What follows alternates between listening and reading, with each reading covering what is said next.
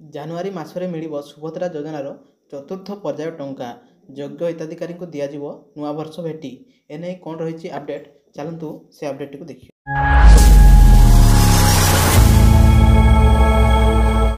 ସୁଭଦ୍ରା ଯୋଜନାର ଚତୁର୍ଥ ପର୍ଯ୍ୟାୟ ଟଙ୍କାକୁ ନେଇ ଚର୍ଚ୍ଚା ଜୋର ଧରିଛି।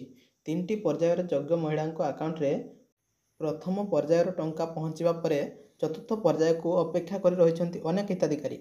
କିନ୍ତୁ ଚତୁର୍ଥ ପର୍ଯ୍ୟାୟ ଟଙ୍କା ଡିସେମ୍ବର 25 ଦେବାକୁ ଥିବା ବେଳେ ଏହାକୁ ସ୍ଥଗିତ ରଖାଯାଇଛି। ତେବେ ଏନେଇ ବର୍ତ୍ତମାନ ଚତୁର୍ଥ ପର୍ଯ୍ୟାୟକୁ ନେଇ କୁହାଯାଇଛି ଯେ ଏହି ଟଙ୍କା ଆସନ୍ତା 2025 ଜାନୁଆରୀରେ ସରକାର ପଠାଇ ପାରନ୍ତି।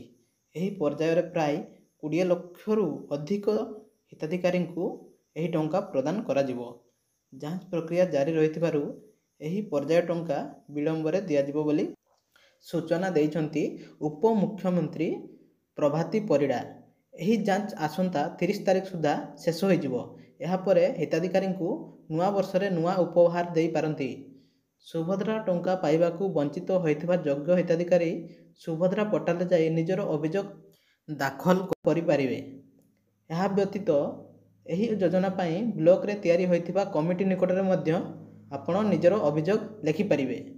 ଏହାପରେ ଆର୍ଆଇମାନେ ଗାଁକୁ ଯାଇ ତଦାରଖ କରିବା ପରେ ଦେଇଥିବା ରିପୋର୍ଟ ଅନୁସାରେ ଚତୁର୍ଥ ପର୍ଯ୍ୟାୟରେ ଏହି ହିତାଧିକାରୀମାନଙ୍କୁ ସାମିଲ କରାଯିବ ବୋଲି କହିଛନ୍ତି ଉପମୁଖ୍ୟମନ୍ତ୍ରୀ ପ୍ରଭାତୀ ପରିଡ଼ା।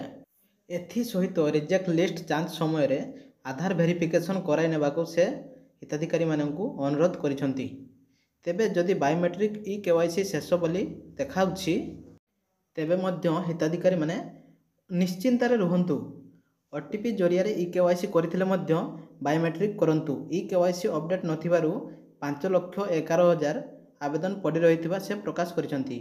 ବର୍ତ୍ତମାନ ଗାଁ ଗାଁରେ ସୁଭଦ୍ରା ହେଲ୍ପ ଡେସ୍କ, ଅଙ୍ଗନବାଡ଼ି କର୍ମୀ ଏବଂ ବ୍ଲକ କମିଟି ଫିଲ୍ଡ ଭେରିଫିକେସନ୍ କରୁଛନ୍ତି।